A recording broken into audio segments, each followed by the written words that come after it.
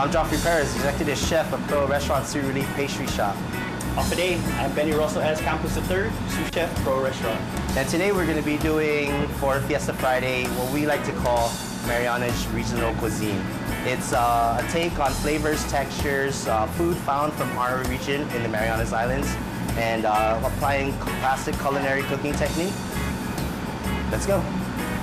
Today, we will be preparing a pan-seared onaga crusted with a chorizo's chamorro sausage, and going to be finished and poached in a shellfish broth. Okay, first step in making our dish, we are going to take the onaga and we are going to lightly season it with salt and pepper. So just putting a little bit of salt here and a little bit of fresh ground black pepper. Okay. On both sides, so that way, you know, the whole entire fish tastes delicious. Delicious. This fish we just received this morning, so it's like super fresh. Just came in from Miles Driscoll's, waterman extraordinaire, and he caught this thing like 30 miles off of Guam, white tuna banks. That's where it was caught. Okay, so after this, we season it with salt and freshly ground black pepper. And we are now going to crust it with the ground chorizo's chamorro sausage. Okay, so this guy right here. I have some chorizo sausage here, and I'm just gonna put it on the fish, and this is just raw. Raw chorizo chamorro. Another note is make sure you pack it down tight, so therefore during the searing process it doesn't break off, a chunk doesn't break off into the pan and leave like a little blotch in the fish. So what we really want to do is we want to pack it in firm so it'll stick to the fish. All right. Okay, so that's nice. Pretty.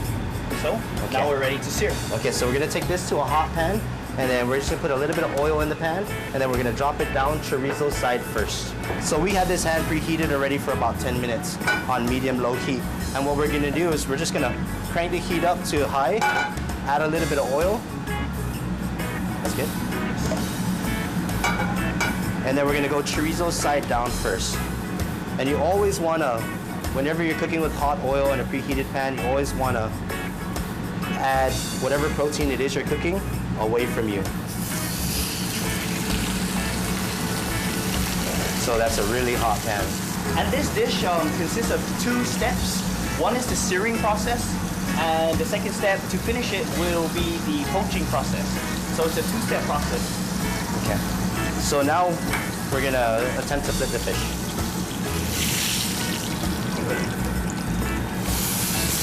Wow, beautiful.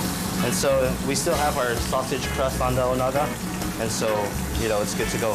Just sear it off a little bit, and then we're just gonna take it.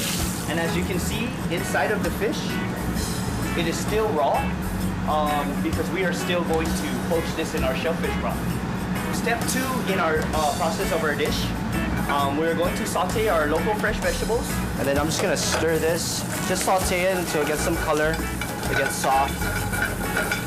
It's always a good idea to start with your root vegetables first, because they take the longest to cook. Then we can incorporate the more delicate, fragile vegetables, such as the cherry tomato and the baby bok choy to finish. And we also have about a teaspoon of garlic and a teaspoon of ginger, ground fine.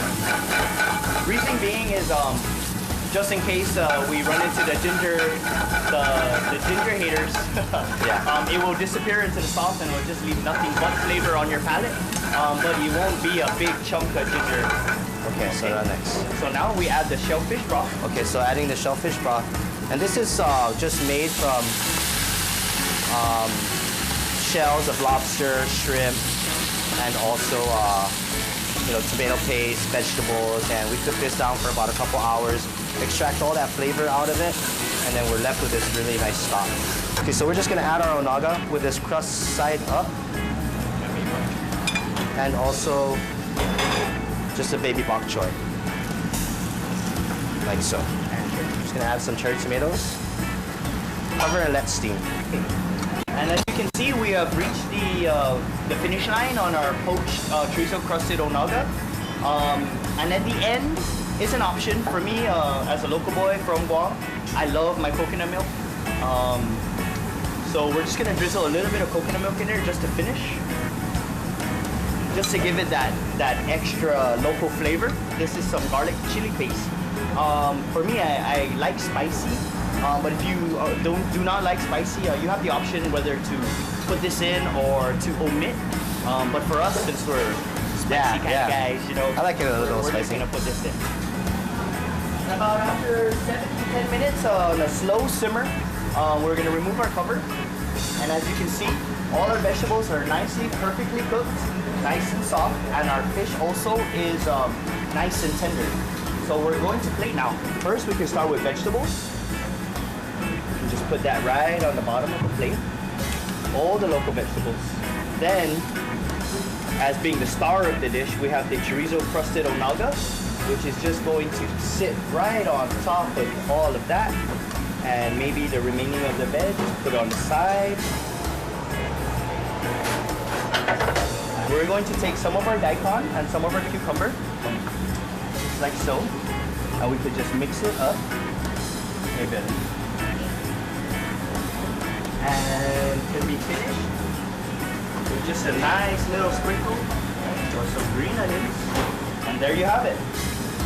Chorizo's chamorro pan-seared onaga, served alongside steamed white rice. Well, your KUM community calendar